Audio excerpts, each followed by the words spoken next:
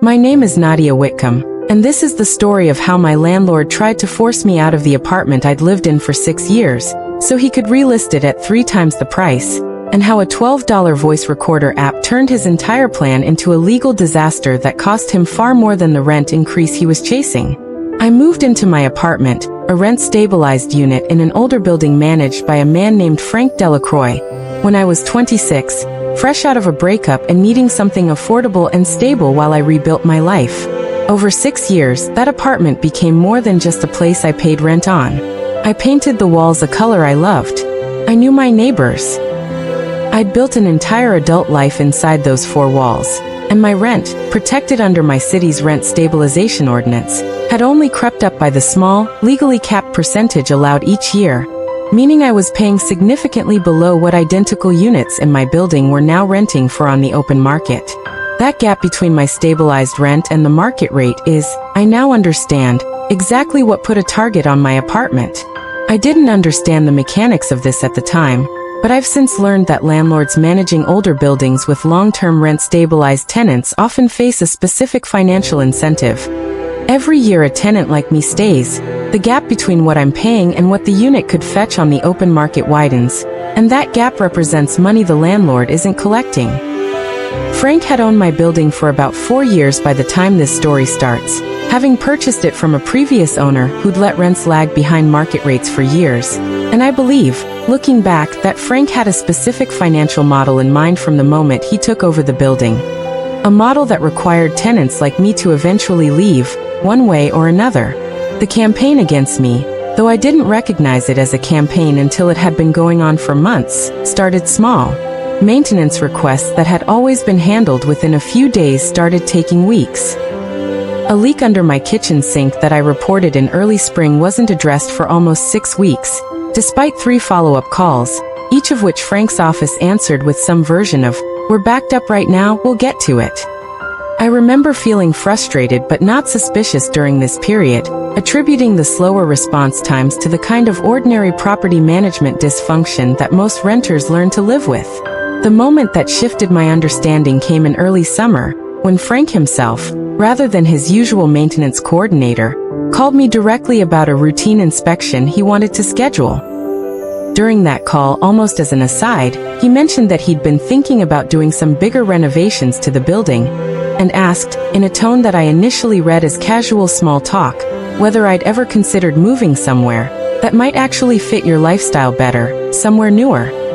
I remember feeling a small, uncomfortable jolt at that comment, though I still didn't fully register it as anything more than an odd, slightly tone-deaf remark. 2 weeks later, Frank called again, and this time the framing was less subtle.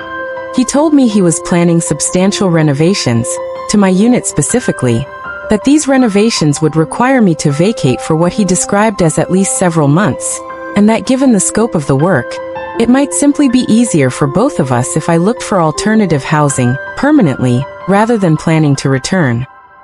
I asked him what specific renovations required a multi-month vacancy, since under my city's tenant protection laws, a landlord generally cannot force a rent-stabilized tenant to permanently vacate simply to perform routine,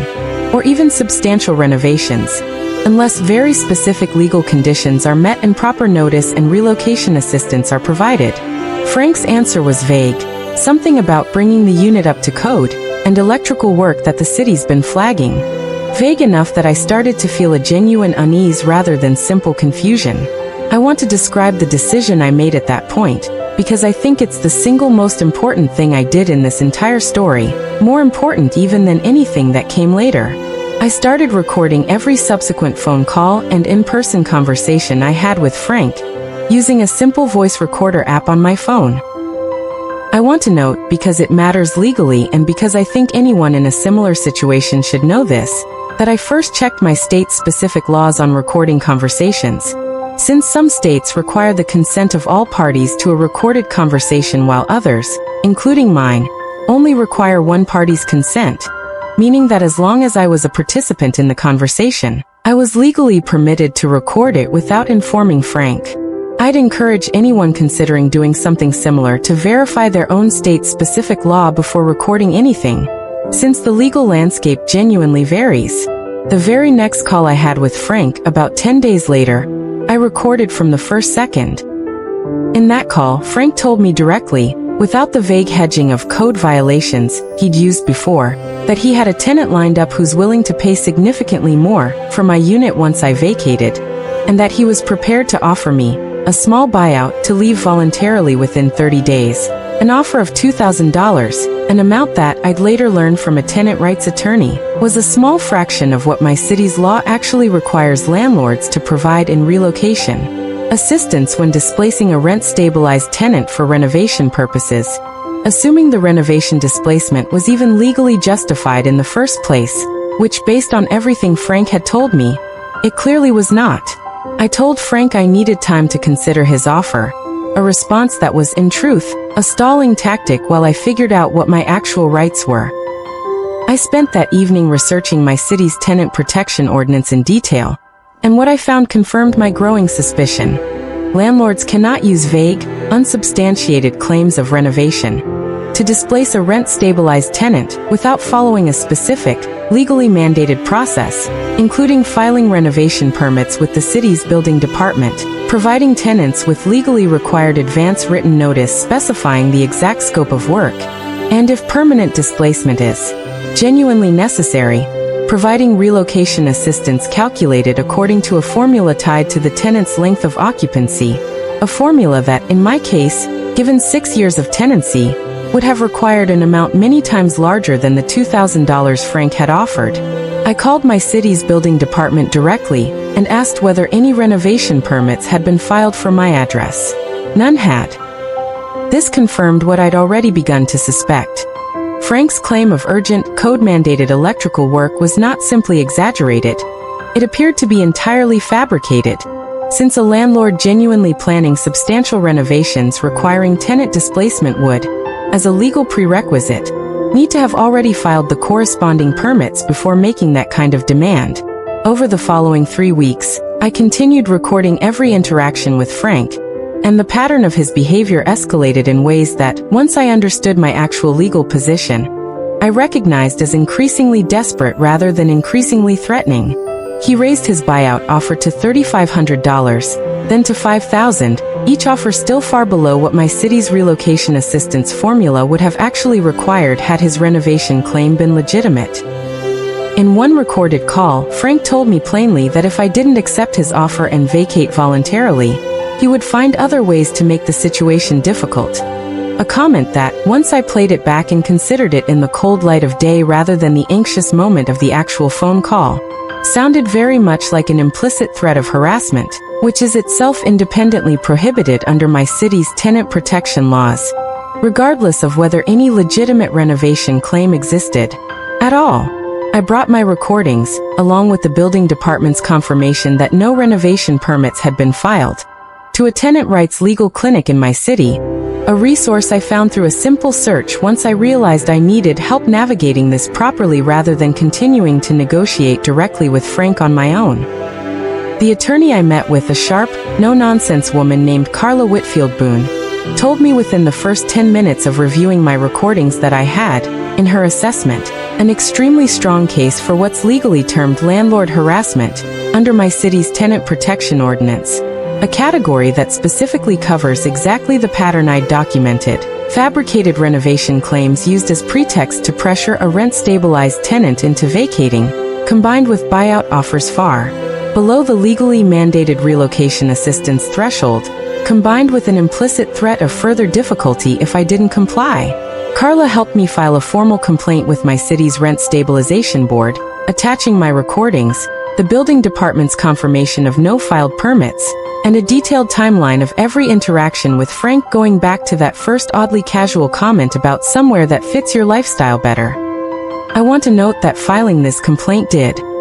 not, in itself, immediately resolve anything, and the weeks that followed involved a formal investigation process, including the rent board requesting Frank's own records and correspondence, a process that took several months to fully play out, during which I continued living in my apartment, protected by the fact that a landlord cannot legally act on a pending eviction or forced displacement while their conduct is under active investigation for harassment. What the investigation ultimately uncovered, once the rent board compelled Frank to produce his own internal records, went well beyond just my individual case. Frank had, according to what Carla was later able to share with me once the case moved toward resolution, run a substantially similar pattern with at least 4 other tenants in my building over the preceding 2 years. Tenants who had each, under similar pressure, accepted buyout offers well below the legally required threshold and vacated their rent-stabilized units. Units that Frank had then relisted at market rate, in several cases documented at more than double what the previous tenant had been paying. None of those 4 prior tenants, as far as investigators could determine, had thought to record their conversations with Frank the way I had, which meant their cases, while informally consistent with what happened to me, lacked the same kind of direct, time-stamped evidence that made my own complaint so immediately actionable.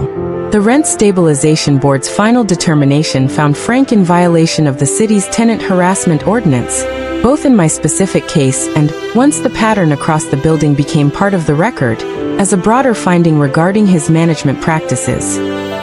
The remedies included a substantial civil penalty, calculated per violation and multiplied by the number of affected tenants once the investigation's scope expanded, along with an order requiring Frank to provide each of the 4 previously displaced tenants with the full relocation assistance they should have received originally, back calculated with interest, a remedy that I later learned totaled well over $80,000 combined across those 4 households once everything was finalized. For my own case specifically, beyond the harassment finding itself, the board issued a formal order affirming my right to remain in my apartment at my legally stabilized rent, permanently barring Frank from any further contact regarding vacating the unit outside of legally proper channels, and awarding me a penalty payment directly, separate from the broader building-wide remedy, in recognition of the specific harassment I'd personally documented and endured. I still live in that apartment. I still love the color. I painted the walls 6 years ago. And I think about, often, how close I came to simply accepting Frank's escalating buyout offers out of exhaustion, or fear, or simply not knowing that the law was so clearly on my side, before I understood how to actually make that law work for me rather than just hoping it existed somewhere in the abstract. Frank built his entire scheme on an assumption that's probably worked for him more times than not throughout his career as a landlord. That a tenant facing pressure and vague, official-sounding claims about code violations and required renovations will eventually fold, will accept whatever number is offered simply to end the stress of the conflict, and will do so without ever thinking to pick up their own phone and press record.